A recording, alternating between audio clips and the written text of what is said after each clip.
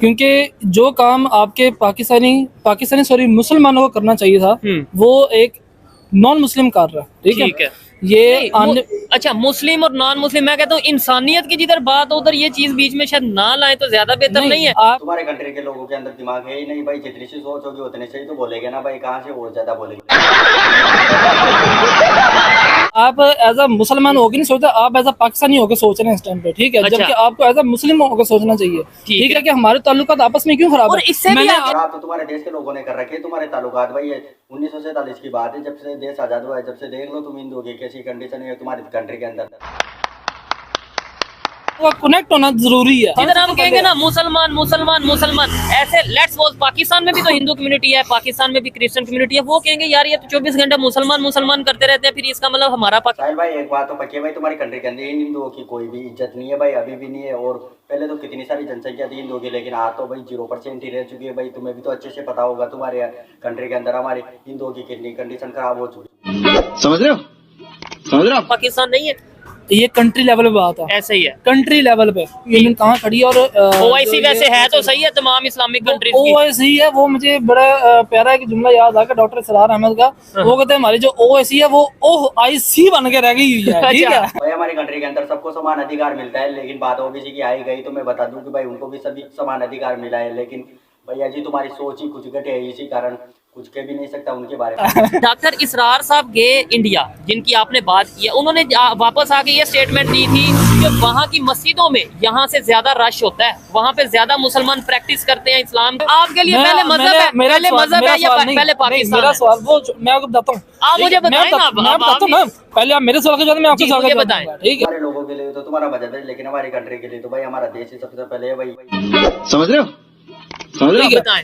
आपने मेरे से सवाल किया कि इंडियन नेवी ने एक बंदे की जान बचाई। ठीक है 23 एक ही नहीं 23 बंदों की, तो 23 बंदे की। ठीक है मैं कहता हूँ कि अगर आप मेरे से ये सवाल करते हैं कि यार आपने बताने सवाल का जी, मैं जवाब, अगर मैं सवाल करूँ कि पाकिस्तानी नेवी ने 23 बंदों की जान बचाई तो आपको ज्यादा खुशी होती है? हम पीछे क्यों आ रहे? आज दिन तक तुम्हारी आर्मी ने एक भी युद्ध नहीं जीता, कोई भी आके तुम्हें ठोक जाता है, फिर तुम बोलते हो पाकिस्तान नेवी ने ये इतने लोगों की जान बचाई। भाई सपने ही देखो भाई, कभी भी पूरा नहीं होने वाला तुम्हारी आर्मी से।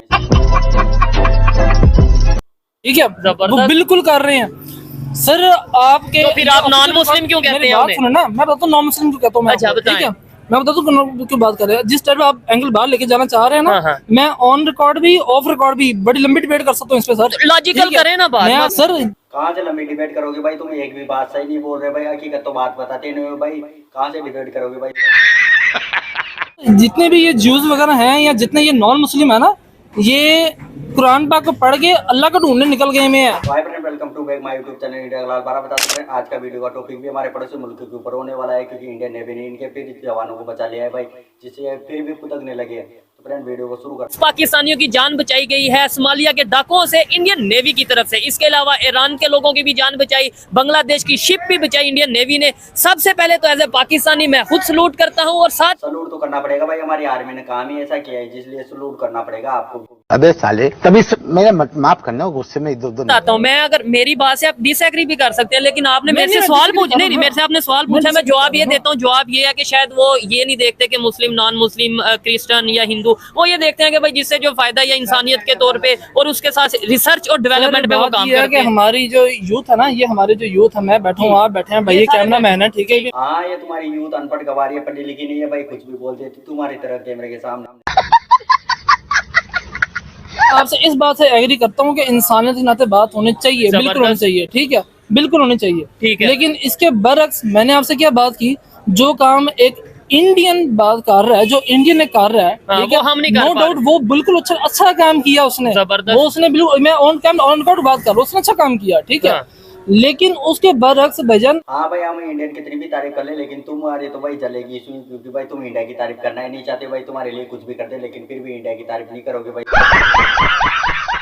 जन आपको जो काम एक मतलब कि नॉन मुस्लिम कर रहा है वो हमारे पाकिस्तानी यार मुसलमान क्यों नहीं कर रहे? ठीक है मेरा तो बात ये, मेरा आपसे सवाल नहीं, मेरा ऑन रिकॉर्ड सारा सवाल है कि हम एज अ मुस्लिम क्यों नहीं कर रहे? वो अगर क्या हमें इस बात से ज्यादा खुशी ना होती कि हमारे लोगों को कुछ भी नहीं आता भाई, चूरण चाह पे एक के पीछे सारे चले जाते हैं भाई, कश्मीर कश्मीरी चिल्लाने कुछ भी बोल दो बस उनके सामने उसके पीछे चले जाते हैं भाई।